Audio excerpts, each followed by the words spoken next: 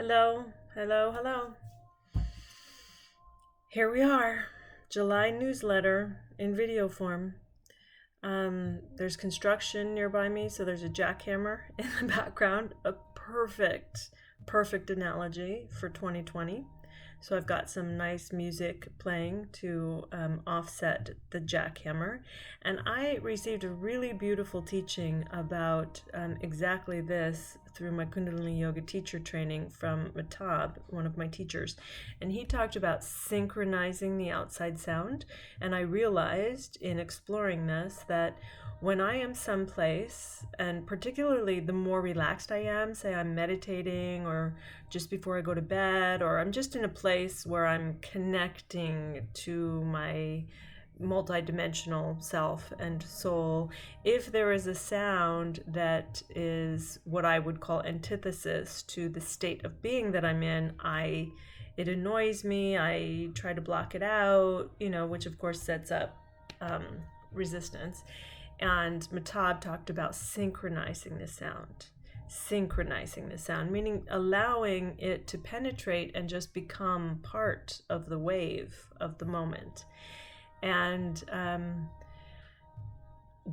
obviously, in the understanding that the reality as it's rolling out now and now and now, it's always perfect. It's the perfection of the one consciousness revealing itself moment by moment. So of course that jackhammer is on purpose, and maybe it's there today in my background to remind me to keep doing the work of digging into the basement of my psyche and my subconscious and our psyche and our collective subconscious, even if I need to take a jackhammer to the substrate there to get in.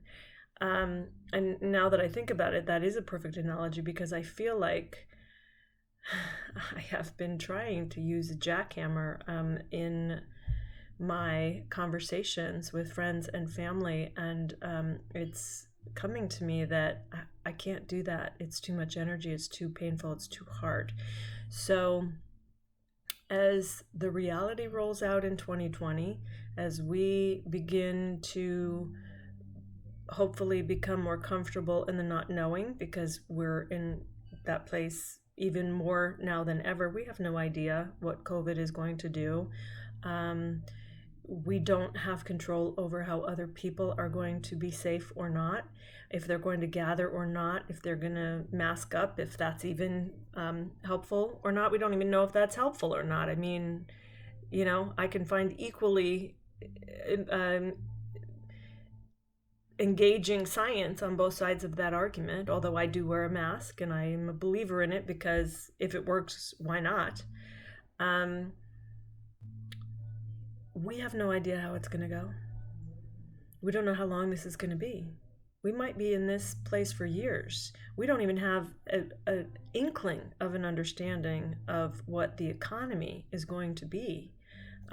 We won't know for quite a while, but I can tell you the amount of small businesses closing just around me, the whole art, the way our world looks, the structure of society, at least with regards to small business and the availability of services and goods, is going to change, I think, pretty drastically, at least for the short term. And everything is already changed. So everything points us inward. Everything points us into our own practices. Everything points us to our mat where we do our yoga, our mat where we meditate, our mat where we meet our God, whatever that is, our mat where we align our frequency with the higher frequencies, where we allow ourselves to remember we are more than 3D beings. We're more than gross matter.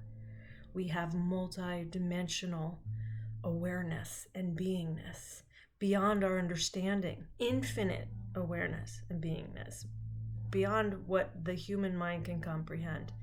So all signals point us to really, really deepen into that understanding and living from that place, because that's really the only solution.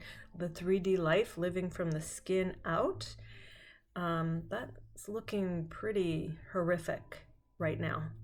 And it probably will continue. So, yay, COVID and all of the attendant chaos. And frankly, the chaos that COVID is serving that was always here and just slowly making its way to the surface. It's pushing us into an internal relationship with ourself and our God, whatever that is. So I'm in deep gratitude for that. I am in a place of walking a razor's edge, of allowing myself to see and be in the world, to be informed, to feel empathetic and have compassion for all the ones who are suffering, which is everyone on some level. And however, not to allow that knowing and that seeing and that open, compassionate heart to pull me down into the density, because it's very, very potent, and it's very, very important that you know exactly where you are on that razor's edge, so that you are constantly also filling yourself from the multidimensional space, so that you can have the eyes to see, you can have the ability to take in, and also remain in neutral mind, so that you cannot be pulled into negativity. It's crucial that we're not pulled into negativity, and it's so easy to be pulled into negativity in the world in July 2020, right? So go into your multi-dimensional practices, however that works for you. There's so many different ways to get there. One of the ways that I use is Kundalini Yoga meditation mantra. Plant medicine is another way to go into those multidimensional spaces. Explore the multidimensional aspect of yourself. Connect in there.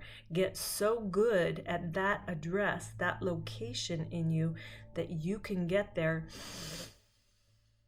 in a single breath, so that you are all the time, in every moment, pulling that into the 3D reality. So you are in the 3D of the 3D in the body, and yet pulling all of you, all multidimensional aspects of you, all of the various planes of existence into the moment, into the 3D.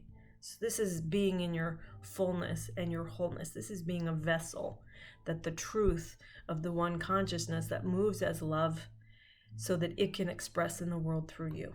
You have a choice with your one and only life in this spacesuit, this meat suit, as some people call it. You have a choice with this meat suit. This is a free will planet. So you can decide to use the consciousness of this thing, of this heart, of this system. You can decide how you're going to use it. You can become very engaged in the 3D. You can become a warrior of truth in the 3D. Or you can step aside, allow the ego and the mind to recede, do your practices that purify you, so that you may become a purified vessel for the unimaginable, eternal consciousness. Vast, edgeless, boundless, eternal consciousness that moves as love to move through you. You agree to use this as a vessel for the divine. That's one of our choices. And I have been in this dance of feeling it's my duty as Jacqueline to try to place into people's fields the reality of white supremacy and racism. And the reason why that's up for me is because it's up for me. I'm awakening. I see it. And Jesus, it is literally like Neo awakening in the Matrix. It's not a small thing. I mean, it's pretty paradigm shattering. And I already thought I had kind of shattered paradigms. I've been not in agreement with the social contracts of reality in America for a very long time.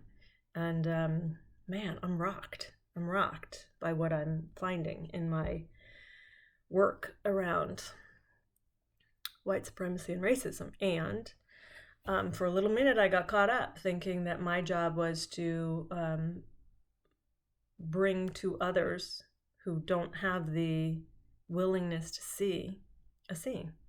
And it's not my job. Everybody gets to use their eyes and their vision and their consciousness for themselves. And I have no idea why the light does that on my computer. It's a bummer.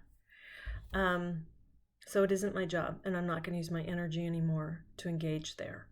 I'm just going to keep reporting back, which is what I've always done, gone into the wild lands of consciousness, gone into the wild lands of my own psyche and my own basement, and done the work as best as I can and reported back. So I'm going to just kind of make my way back into that place. And I'm spending so much time in the multidimensional, giving myself nourishment there, and I will be bringing that back as well. So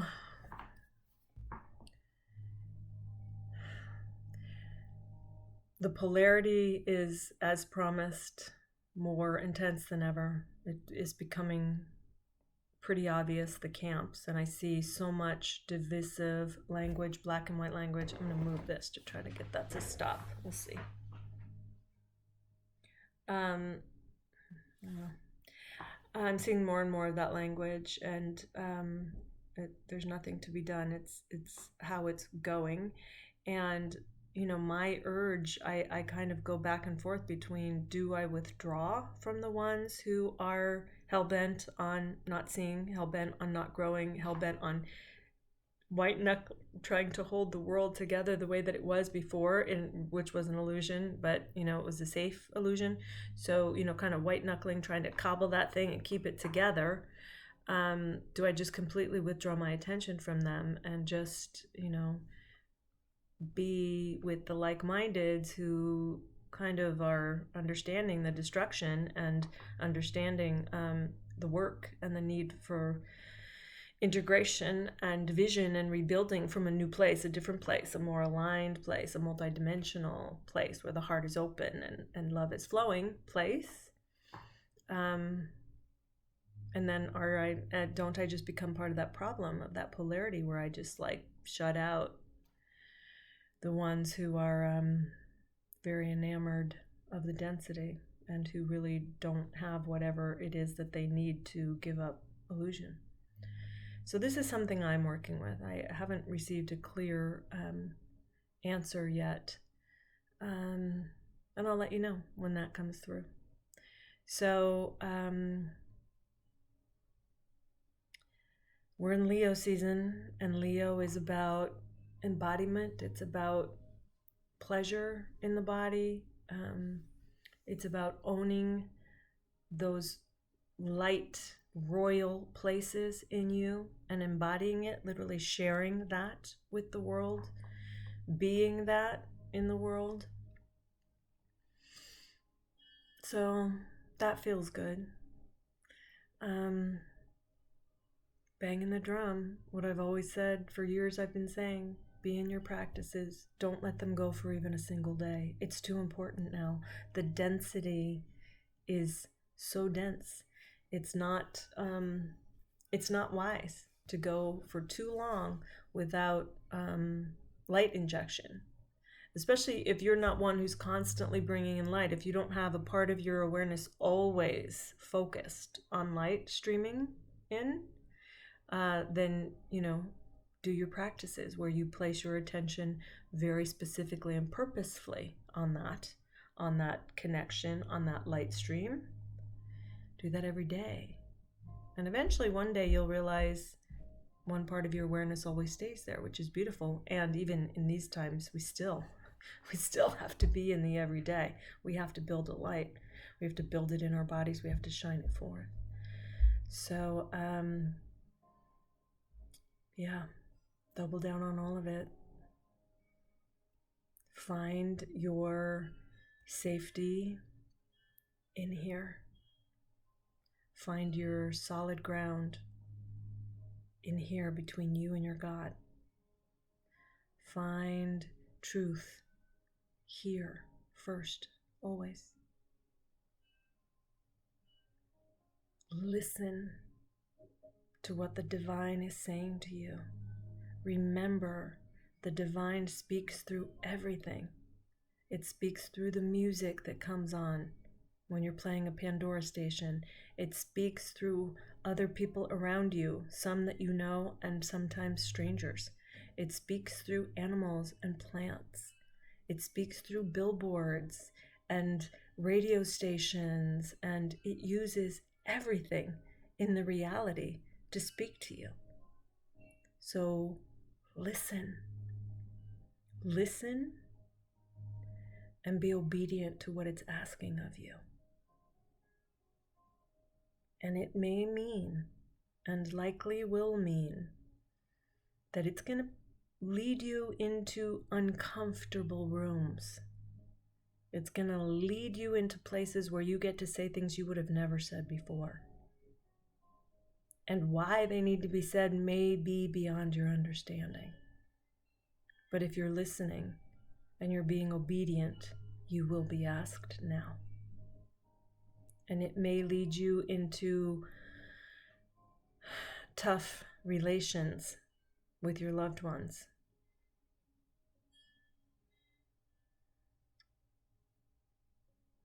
That's where I'm at, and I gave my life over a while back to listening and being obedient. So, yeah, life on earth is not necessarily easy, is it? And yet here we are, and we signed up to be here. And it is really an incredible time.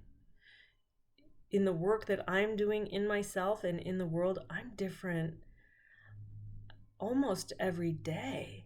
It's incredible to me also how time is shifting in a way that I have never experienced. And I love the shape shifting of time. I love bending time. I love playing around with time, fucking around with time.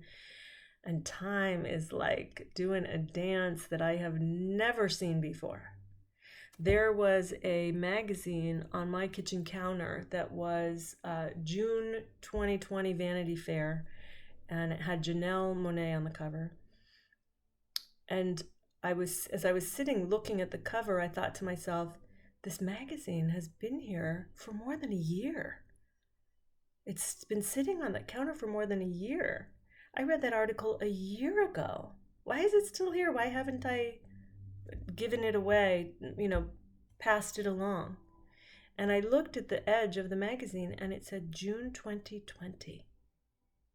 It's been there for a month. That's pretty awesome, actually. That's awesome. I love that time is revealing itself as not the straightforward thing that we think it is, that we rely on. It's really not. And in these 3D, 4D, 5D mashup that's happening now, it's anybody's guess what time is or how it's behaving. So that's cool.